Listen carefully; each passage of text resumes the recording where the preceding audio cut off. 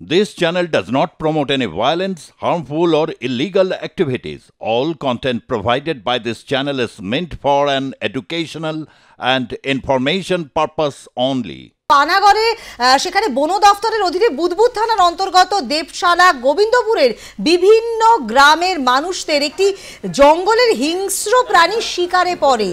প্রায় 20 থেকে 25 জনের মতো পথ চলতি মানুষদের জঙ্গলের মধ্যে আক্রমণ করে এই হিংস্র প্রাণীটি।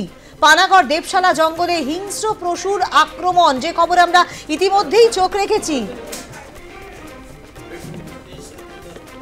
পানাগড়ে বন দফতরে হিংস্র পশুর আক্রমণ, এই বিষয়টি বিস্তারিতভাবে আমাদের জানাবে আমাদের প্রতিনিধি সুভাষ দাস।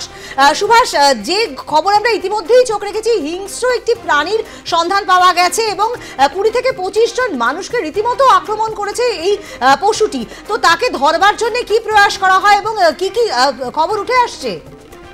দেখো মৌসুমী, প্রথমে জানাই শুক্রবার সকাল থেকে কিন্তু পানাগড় জঙ্গলে, বিশেষ করে যে সকল জঙ্গলের গ্রামগুলো রয়েছে সেই গ্রামের মধ্যে কিন্তু একটা আতঙ্ক ছড়ায়। কারণ সকালবেলায় যারাই বেরিয়েছিল প্রায় 20 থেকে 25 জনকে এই জঙ্গলের একটা হিংস্র জন্তু তাদের উপরে আক্রমণ করে, যার মধ্যে বন দপ্তর কিন্তু তৎপরতার সাথে তাদেরকে উদ্ধার করে প্রথমে পানাগড় স্বাস্থ্য কেন্দ্র, সেখান থেকে দুর্গাপুর মহকুমা হাসপাতালে পাঠানো হয়েছে। এই ঘটনা ঘিরে কিন্তু ব্যাপক হারে আতঙ্ক ছড়িয়ে পড়ে সম্পূর্ণ পানাগড় যে জঙ্গলমহল এলাকায় যতগুলো গ্রাম আছে সেই গ্রামের মধ্যে। কারণ একটি গ্রাম নয়, প্রায় 5 থেকে 6টা গ্রামের মধ্যে কয়েক ঘন্টার মধ্যে 20-25 জন মানুষের উপরে কিন্তু আক্রমণ চালায় হিংস্র জন্তুটি। তৎপরতা শুরু হয় বন দপ্তর এবং এলাকার মানুষদের খোঁজ শুরু করে। অবশেষে কিন্তু যেটা এখন খবর পাওয়া গেছে যে গোবিন্দপুর যে জঙ্গল আছে সেই জঙ্গল থেকে কিন্তু সেই হিংস্র জন্তু থেকে উদ্ধার করা গেছে। তবে উদ্ধার করার সময় তো তার উপরে যেভাবে উদ্ধার করা হয়েছে তাতে কিন্তু বলা যাচ্ছে যে জন্তুটি কিন্তু বন দপ্তর আধিকারিকও যেটা জানিয়েছেন যে কি কারণে এই হিংস্র জন্তুটি মানুষের উপরে আক্রমণ হচ্ছে সেটা নিয়ে কিন্তু তারাও চিন্তিত। কারণ এই ধরনের পানাগড়ের জঙ্গলে কিন্তু একাধিক পশু রয়েছে, কোনো মানুষের উপরে করা হবে এই পশুটির উপরে যে কি কারণে সে মানুষের উপর আক্রমণ চালাচ্ছিল। অবশেষে কিন্তু ধরা পড়ার পরে এলাকায় এখন কিন্তু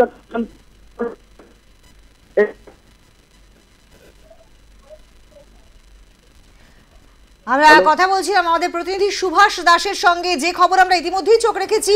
পানাগড়ে কিন্তু হিংস্র একটি প্রাণী সে কিন্তু রীতিমতো আক্রমণ করে 20 থেকে 25 জনের মতো পথ চলতি মানুষদের জঙ্গলের মধ্যে আক্রমণ করে এবং শেষে তাকে ধরে ফেলবার চেষ্টা করা হলে সেই প্রাণীটি মারা যায়। এবং এরকম অনেক প্রাণী রয়েছে, কিন্তু ঠিক কি কারণে এরকম আক্রমণ করলো সেই হিংস্র পশুটি সে সম্পর্কে কিন্তু কিছুই জানানো হয়নি। তবে ময়নাতদন্তের জন্য পাঠানো হচ্ছে এই হিংস্র জন্তুটিকে। পানাগড়ের জঙ্গলে এই ধরনের প্রাণী অনেক রয়েছে, কিন্তু এইভাবে মানুষের উপর আক্রমণ কখনো কোনো হিংস্র জন্তু করেনি। তবে ঠিক কি কারণে মানুষের উপর এরকম আক্রমণ চালাচ্ছিল সেটা বুঝে উঠতে পারছেন না বন দফতরের কর্মীরাও।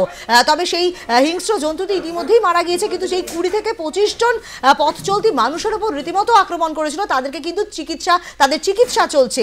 পানাগড় বন দফতরের অধীনে বুদবুদ থানার অন্তর্গত দেবশালা গোবিন্দপুরের বিভিন্ন গ্রামের মানুষদের এই জঙ্গলের হিংস্র প্রাণীটি সেখানে কিন্তু প্রায় 20 থেকে 25 জন মানুষকে, পথ চলতি মানুষকে তারা রীতিমতো আক্রমণ করে এবং ধরবার চেষ্টা করা হলে রীতিমতো কিন্তু সেই প্রাণীটি মারা যায়। এবং এই ঘটনায় ঠিক কি কারণে, পানাগড় জঙ্গলে এই ধরনের প্রাণী অনেক রয়েছে কিন্তু এইভাবে মানুষের উপর আক্রমণ কখনো হয়নি।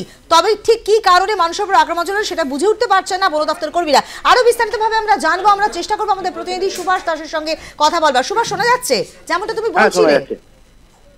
দেখো সে বিষয়টা হচ্ছে, যেহেতু কাকসা বিস্তীর্ণ পানাগড় যে বিস্তীর্ণ এলাকা, একটা জঙ্গলমহল এলাকা, এই জঙ্গলমহল মানুষদের কিন্তু একটা জঙ্গলের উপরেই তারা থাকে এবং জঙ্গলের উপর নির্ভর করেই কিন্তু বেশিরভাগ মানুষকে বেঁচে থাকতে হয়। কারণ হচ্ছে এখান থেকে শালপাতা জঙ্গল থেকে সংগ্রহ এবং একাধিক কাজে কিন্তু তাদের জঙ্গলের ভিতর যেতে হয়। কিন্তু আজকের এই ঘটনা পরে কিন্তু একটা আতঙ্ক ছড়িয়ে পড়েছে এই জঙ্গলমহল এলাকা মানুষের মধ্যে। তারাও কিন্তু বুঝতে পারছে না যে দীর্ঘদিন ধরে তারা জঙ্গলে যেভাবে যায় কিন্তু এইভাবে জঙ্গলের যারা পশু রয়েছে তার হাতে আক্রমণ কখনো পড়তে হয়নি, কিন্তু আজকে যেভাবে 20 থেকে 25 জনকে যেভাবে আক্রমণ চালিয়েছে সেখানে কিন্তু একটা তাদের কাছে কিন্তু একটা আতঙ্ক সৃষ্টি হয়েছে। অতএব বন দপ্তরও কিন্তু বুঝে উঠতে পারছে না যে কি কারণে হিংস্র জন্তুটি লোকালয়ে চলে আসে এবং এইভাবে মানুষকে একের পর এক মানুষকে আক্রমণ চালায়। কিন্তু বন দপ্তরের তরফ থেকে আরেকটা বিষয় জানা যাচ্ছে যে সবথেকে বড় বিষয় হচ্ছে কোনো যদি বাচ্চার উপরে এভাবে আক্রমণ চালাতো হয়তো সেই বাচ্চাটাকে একটা বড় বিপদ হতে পারতো। সেখানে দাঁড়িয়ে এই বড় বিপদ থেকে হয়তো সুভাষ, একটা বিষয় জানতে চাইবো, যাদেরকে আক্রমণ করা হয়েছে তাদের আঘাত কতটা গুরুতর? দেখো, যতজনকে আঘাত করেছে সবার কিন্তু মুখের উপরে আঘাতটা বেশি করেছে।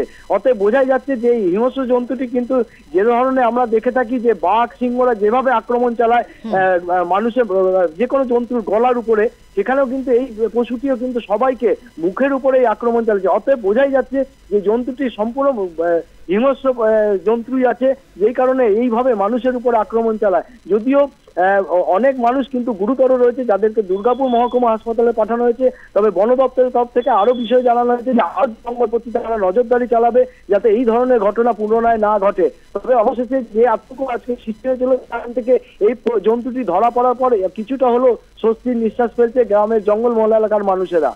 একদমই তাই, ধন্যবাদ। আমরা কথা বলছিলাম আমাদের প্রতিনিধি সুভাষ দাসের সঙ্গে। যে খবর আমরা ইতিমধ্যেই চোখ রেখেছি, পানাগড়ে একটি হিংস্র জন্তুর আক্রমণে কিন্তু আহত হয়েছেন বেশ কয়েকজন মানুষ এবং এই ধরনের অনেক জন্তু রয়েছে। কিন্তু ঠিক কি কারণে এই জন্তুটি এত হিংস্র হয়ে উঠলো এবং এত মানুষকে অতর্কিত আক্রমণ করলো সে বিষয়ে কিন্তু কিছুই জানাতে পারছে না বন দফতর। তবে ময়না তদন্তের জন্য, যেহেতু জন্তুটি মারা গিয়েছে হিংস্র সেই পশুটি, তার ফলে তাকে ময়না তদন্তের জন্য পাঠানো হচ্ছে এই হিংস্র জন্তুটিকে। এবং ঠিক কি কারণে সে আক্রমণ করলো এভাবে তারপরেই হয়তো ময়নাতদন্তের পরেই সেটা জানা সম্ভবপর হবে।